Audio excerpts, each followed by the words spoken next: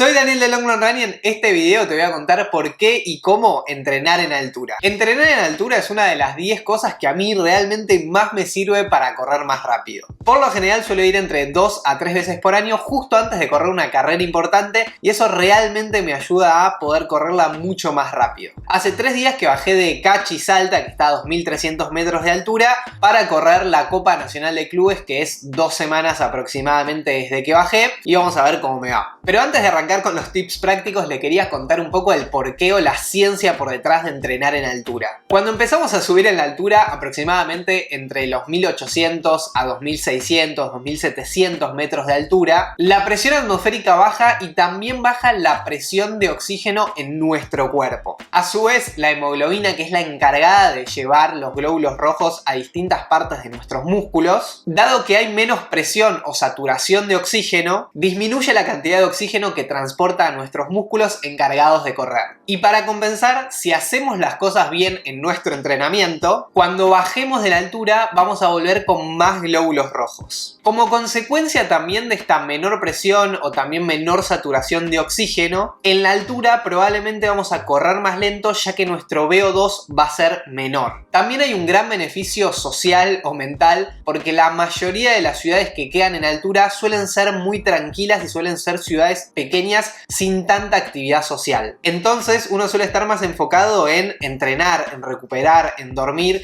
y está 100% enfocado en el entrenamiento en sí. Y todos estos cambios o beneficios fisiológicos que mencionaba al principio se suelen dar entre una altura entre 1500 metros a 2500 o 2600, 1700 metros de altura. Pero el mayor beneficio suele estar a partir de los 2000 metros de altura. Aunque el dato que deberíamos tener en cuenta en sí no es tanto la altura del lugar, sino la presión atmosférica, que está muy relacionada con la altura del lugar. Pasando al primer tip práctico, tiene que ver con el consumo de hierro las 2 o 3 semanas anteriores a subir a la altura. Este punto deberían consultarlo con un nutricionista o con un médico de cabecera que entienda obviamente las particularidades de cada uno y lo que cada uno está haciendo y desde un punto de vista médico debería hacer o no hacer. Pero en la práctica la mayoría de los corredores de elite suelen tener en cuenta el hierro o el almacenamiento de hierro que tienen justo antes de subir a la altura. Esto se puede hacer con un estudio de sangre donde hay un dato en particular que es la ferretina, que es justamente el almacenamiento de hierro, que nos puede llegar a decir si estamos en déficit o bien en cuanto a ese punto en particular.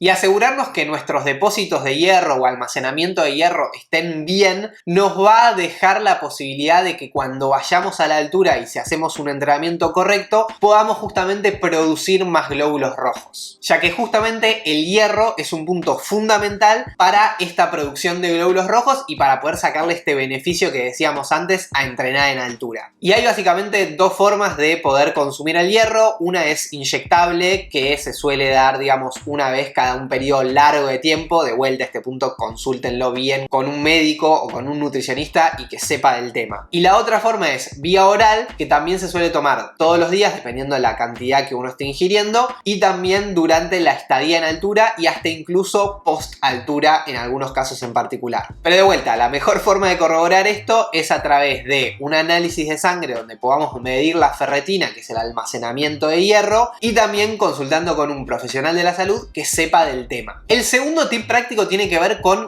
cuándo ir. Y principalmente hay dos momentos en los que se suele ir dentro de un plan de entrenamiento de correr a la altura. El primero es al principio de un plan de correr o post un parate o un descanso, como para volver de nuevo al estado físico que teníamos de manera más rápida posible. Y el segundo momento es justo sobre el final de un plan de entrenamiento antes de la competencia más importante que queremos correr en ese plan en particular. Y por lo general se suele bajar de la altura entre 1 a 2 semanas antes de esa carrera pico o principal dentro del plan de correr. Y decidir bajar entre 1 a 2 semanas antes de la carrera principal realmente es mucho prueba y error y características personales o cómo se siente cada corredor en particular. Yo personalmente intento bajar como mínimo una semana antes de la carrera importante y me dejo un último entrenamiento. Por ejemplo, si voy a correr el domingo de la semana que viene, intento bajar o viernes o sábado y realizar un último entrenamiento fuerte en el llano para ver realmente sensaciones y cómo cómo estoy. Los viajes a la altura suelen ser largos y a veces difíciles de llegar en la práctica, con lo cual está bueno siempre por ahí viajar dentro de lo posible en un día de descanso para aprovechar ese día como el viaje o el traslado al lugar de la altura o volviendo de la altura a su lugar de origen. El tercer tip práctico está en relación a cuánto tiempo ir. En la práctica los mayores beneficios se ven en una estadía de entre 3 a 6 semanas, siendo 3 semanas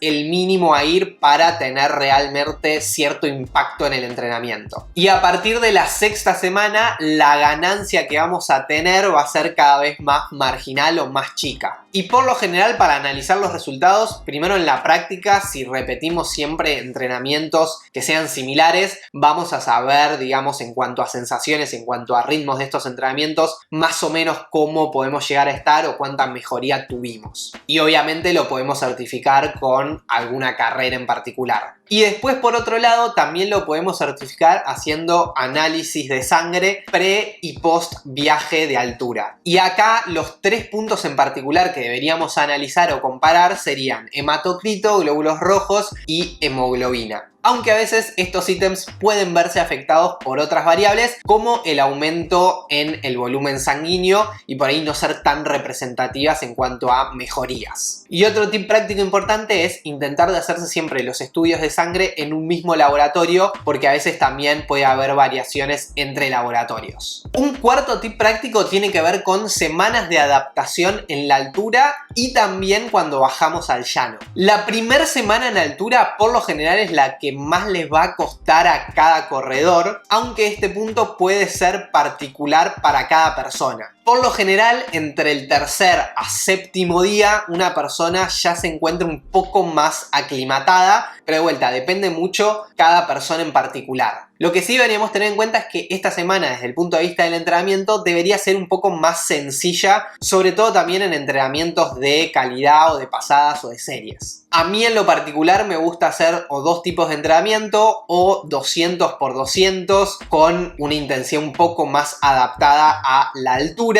o también un entrenamiento de umbral anaeróbico pero fraccionado varias veces. Si por ejemplo en el llano suelo hacer un 8000 o un 9000 o me tocan 9000 metros por ejemplo de volumen de umbral anaeróbico, por ahí intento partirlo en 3 de 3000 con una recuperación corta. También por lo general suele ser la primera semana de entrenamiento dentro de un mesociclo, dentro de un mes de entrenamiento, que es la primera semana de carga o la primera semana en la cual empezamos a entrenar un poco cada vez más fuerte. Esto nos va a permitir llegar un poco más descansados a esta primera semana de adaptación, ya que la semana anterior probablemente hayamos descargado y estemos un poco más frescos. También para algunas personas en particular a veces es necesario una semana de adaptación cuando se vuelve al llano para sentirse rápido de nuevo. Hay algunas personas en particular que se sienten como muy fuertes corriendo, pero por ahí no lo pueden trasladar o los primeros días se sienten de una manera un poco extraña. Esto a veces suele ser normal y de vuelta se necesita esa primera semana de adaptación al volver al llano para retomar por ahí algún entrenamiento fuerte o volverte a sentir rápido o que puedes estar respirando normal acostumbrado al llano. Otra aclaración importante es que las primeras horas o el primer día dentro de una subida a la altura, un entrenamiento en altura, puede ser un buen momento para meter un entrenamiento de calidad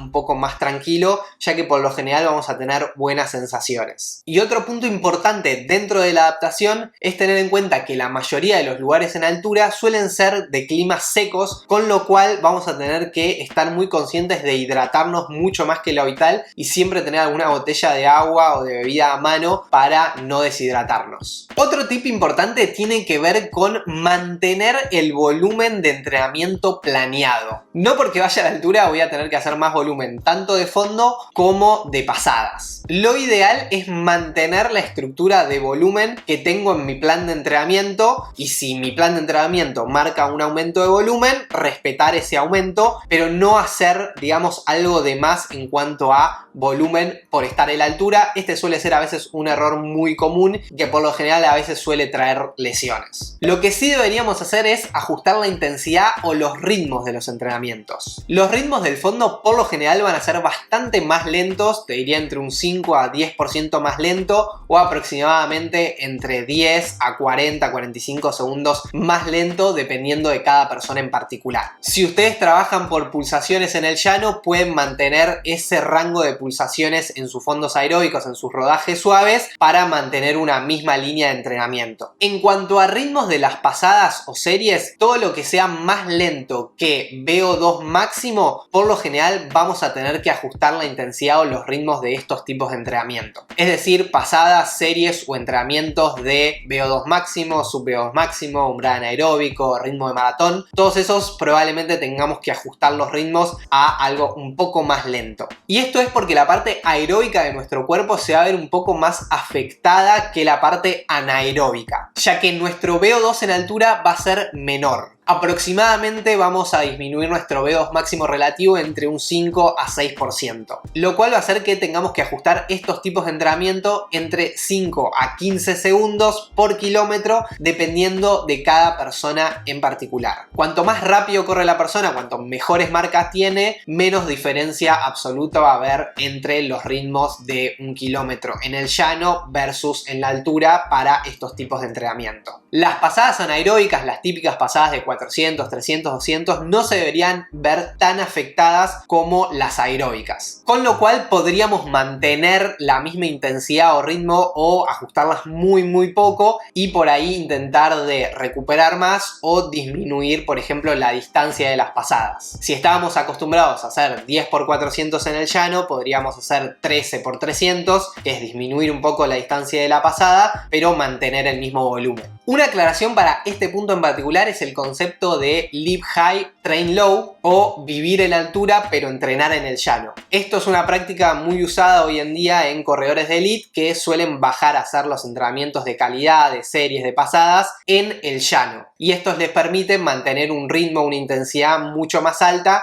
pero viviendo en la altura con la mayoría de los beneficios que dijimos antes de aumento de glóbulos rojos, entre otros. Otro tip práctico importante a tener en cuenta es tener cuidado con los recorridos de los rodajes suaves o los fondos. Sobre todo si uno vive en una ciudad donde suele haber cemento y no suele haber muchas subidas o bajadas. En la mayoría de las ciudades que quedan en altura, por lo general va a haber muchos caminos de tierra y también va a haber mucha subida y bajada. Con lo cual lo que les sugiero es ir introduciéndose de a poco a estos tipos de terrenos en particular e intentar de hacer los rodajes suaves o los fondos los primeros días en lugares que ustedes estén acostumbrados habitualmente en el lugar en donde viven. Por ejemplo, podrían los primeros días simplemente ir introduciendo un porcentaje sobre el final del fondo, por ejemplo 10% o 20%, y de a poquito ir intentando de migrar ese porcentaje a algo mayor, siempre respetando una progresión lógica y tener cuidado de no lesionarse.